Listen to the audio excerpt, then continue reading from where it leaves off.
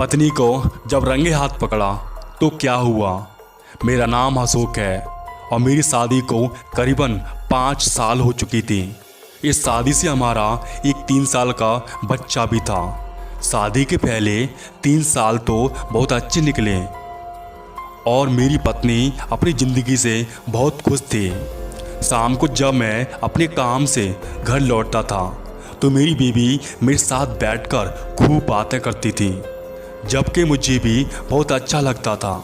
मेरी पत्नी का नाम आरती है। शादी से पहले वो एक प्राइवेट कंपनी में नौकरी करती थी। शादी के 2 साल बाद उसने अपनी नौकरी को दोबारा करने के लिए कहा। मैंने पहली बार तो मना कर दिया, लेकिन आरती जिद करने लगी। मैंने कहा हाँ बाबा, ओके कर लेना जॉब।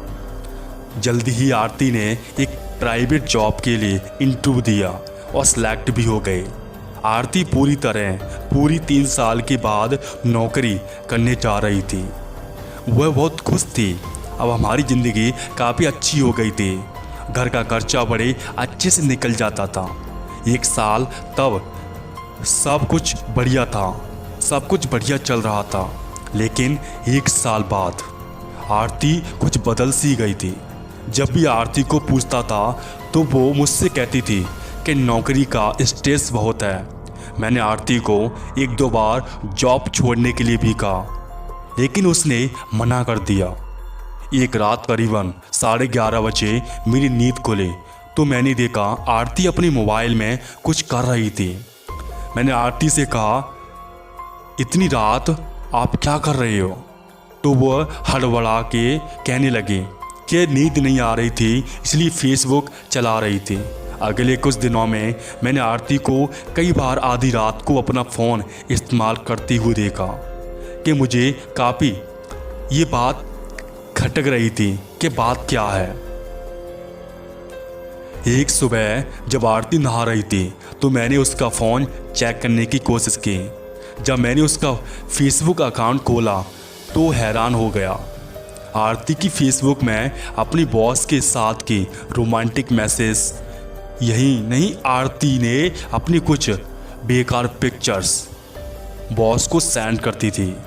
ये देखकर मेरे होश उड़ गए, मेरा दिल टूट गया।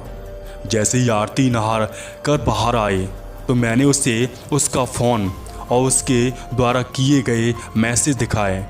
मेरा गुस्सा देखकर आरती घबरा गई। मैंने आरती से इस BFI का कार्ड पूछा तो कुछ नहीं बोली। कुछ देर मौन रहने के बाद आरती ने मुझे कहा, अशोक तुम चाहे पूरी उम्र जितना भी कमा लो, उतना नहीं कमा सकते जितना रमेश उसका बॉस कमाता है।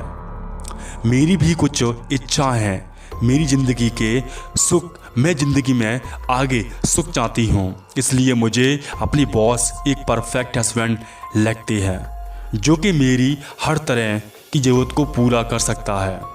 इतना सुनते पर मैंने आरती से सिर्फ इतना कहा, तुमने अपने 3 साल बच्चे के बारे में भी नहीं सोचा। आरती ने मुझे इसका जवाब आज तक नहीं दिया। आज मैं अकेला हूँ और मेरा बच्चा मेरे साथ है। आरती ने अपने बॉस से शादी कर ली और उसके बॉस ने 1 साल के बाद उसे छोड़ दिया।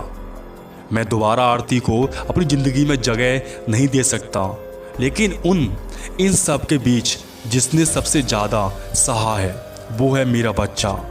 मेरे बेटे को आज भी एक माँ की कमी खिलती है। मैं भी कुछ नहीं कर सकता उसके लिए। ज़िंदगी में आगे बढ़ना ज़रूरी है, लेकिन मैं आप सबसे सिर्फ ये कहना चाहता हूँ कि तरक्की पाने के लिए किसी अनमोल रिश्ते को दांव पर मत लगाइए। एक रिश्ता तोड़कर अगर आप कोई दूसरा रिश्ता बनाओगे तो कभी खुश नहीं रह पाओगे। इस कहानी से क्या मिला हमें बताइए कमेंट में। वैसे ही वीडियो देखते रहिए और चैनल ज़रूर सब्सक्राइब कीजिए फॉर नोटिफिकेशन।